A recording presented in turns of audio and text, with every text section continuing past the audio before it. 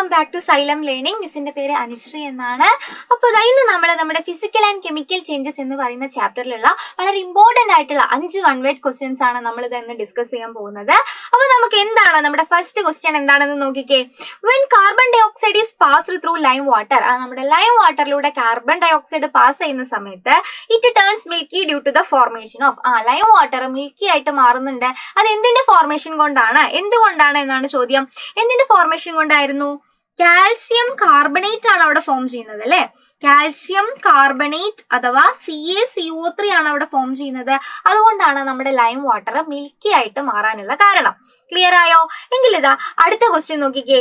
The chemical name of baking soda is നമ്മുടെ baking soda അഥവാ അപ്പക്കാരം എന്നൊക്കെ നമ്മൾ പറയില്ലേ. ഈ ബേക്കിംഗ് സോഡയുടെ കെമിക്കൽ നെയിം, നമ്മുടെ രാസനാമം എന്താണെന്നാണ് ചോദിച്ചിട്ടുള്ളത്.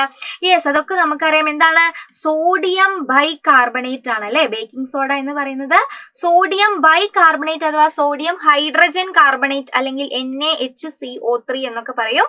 അതാണ് എന്താ നമ്മുടെ ബേക്കിംഗ് സോഡ എന്ന് പറയുന്നത്. ഓക്കെ, എങ്കിൽ ഇതാ നെക്സ്റ്റ് ക്വസ്റ്റ്യൻ നോക്കിക്കേ. 2 methods by which rusting of iron can be prevented are dash and dash. Rusting of iron അഥവാ ഇരുമ്പ് തുരുമ്പെടുക്കുന്നത് പ്രിവെന്റ് ചെയ്യാൻ നമ്മളെ സഹായിക്കുന്ന ഏതെങ്കിലും 2 മെത്തേഡുകൾ എഴുതാനാണ് ചോദിച്ചിട്ടുള്ളത്. ഒന്നാമത്തെ മെത്തേഡ് എന്താണ്? നമുക്ക് പെയിന്റിംഗ് എന്ന് പറയാം അല്ലെ. പെയിന്റിംഗ് എന്ന് പറഞ്ഞാൽ നമ്മൾ പെയിന്റ് അടിക്കുന്നത് നമ്മളതിനെ ഇരുമ്പ് തുരുമ്പെടുക്കുന്നത് പ്രിവെന്റ് ചെയ്യാൻ വേണ്ടി ഒരു പരിധി വരെ നമ്മളെ സഹായിക്കും. ഓക്കെ, രണ്ടാമത്തെ മെത്തേഡാണ് എന്ത്? നമ്മള് ഗാൽവനൈസേഷൻ എന്ന് പറയുന്നത്. എന്തായിരുന്നു ഗാൽവനൈസേഷൻ എന്ന് പറഞ്ഞു കഴിഞ്ഞാല്? യെസ്, എന്തായിരുന്നു ഗാൽവനൈസേഷൻ എന്ന് പറഞ്ഞു കഴിഞ്ഞാല് നമ്മൾ അയണിന്റെ മുകളിൽ നമ്മളൊരു സിങ്കിന്റെ കോട്ടിംഗ് കൊടുക്കുന്ന സമയത്ത് ഈ അയണും നമ്മുടെ പുറത്തുള്ള മോയ്സ്ചറായിട്ടും എയറുമായിട്ടും ഒക്കെ ഉള്ള ഒരു കോണ്ടാക്ടിനെ പ്രിവെന്റ് ചെയ്യാൻ വേണ്ടി സഹായിക്കുന്നു. അതോടൊപ്പം റസ്റ്റിംഗ് ഓഫ് അയൺ സംഭവിക്കാണ്ടിരിക്കാൻ വേണ്ടി നമ്മളെ ഹെൽപ്പ് ചെയ്യുന്ന ഒരു മെത്തേഡാണ് എന്ത്? ഗാൽവനൈസേഷൻ എന്ന് പറയുന്നത്. അപ്പൊ ഈ 2 മെത്തേഡ് വഴി നമുക്ക് എന്ത് ചെയ്യാം? റസ്റ്റിംഗ് ഓഫ് അയൺ നമുക്ക് പ്രിവെന്റ് ചെയ്യാൻ സാധിക്കും. എങ്കിൽ ഇതാ നമ്മുടെ നെക്സ്റ്റ് ക്വസ്റ്റ്യൻ നോക്കിക്കേ. Changes in which only dash properties of A substance change are called physical changes. Physical change എന്ന് പറഞ്ഞു കഴിഞ്ഞാൽ ഏതൊക്കെ പ്രോപ്പർട്ടീസിൽ വരുന്ന ചേഞ്ചിനെയാണ് നമ്മൾ ഫിസിക്കൽ ചേഞ്ച് എന്ന് നമ്മൾ പറയുന്നത്? യെസ്, ഫിസിക്കൽ പ്രോപ്പർട്ടീസിൽ വരുന്ന ചേഞ്ച് ആണ് അല്ലെ.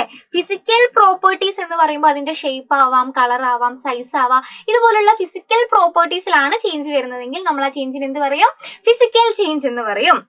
ഓക്കെ, നമ്മുടെ ലാസ്റ്റ് ക്വസ്റ്റ്യൻ നോക്കിക്കേ.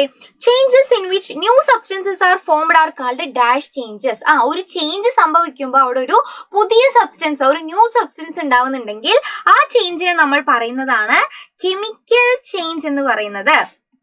എന്താണ്? കെമിക്കൽ ചേഞ്ച് എന്നാണ് നമ്മൾ പറയുന്നത്. ഓക്കെ, അപ്പൊ ഇതുപോലെയുള്ള വീഡിയോസിന് വേണ്ടി എല്ലാവരും എന്ത് ചെയ്യുക? നമ്മുടെ ചാനൽ സബ്സ്ക്രൈബ് ചെയ്യുക, വീഡിയോ ലൈക്ക് ചെയ്യുക, മാക്സിമം ഫ്രണ്ട്സിനൊക്കെ ഷെയർ ചെയ്ത് കൊടുക്കുക. അപ്പൊ ഇതുപോലുള്ള അടിപൊളി വീഡിയോസ് ആയിട്ട് നമുക്ക് വീണ്ടും കാണാം. അതുവരെ എല്ലാവർക്കും ടാറ്റാ, ബൈ ബൈ.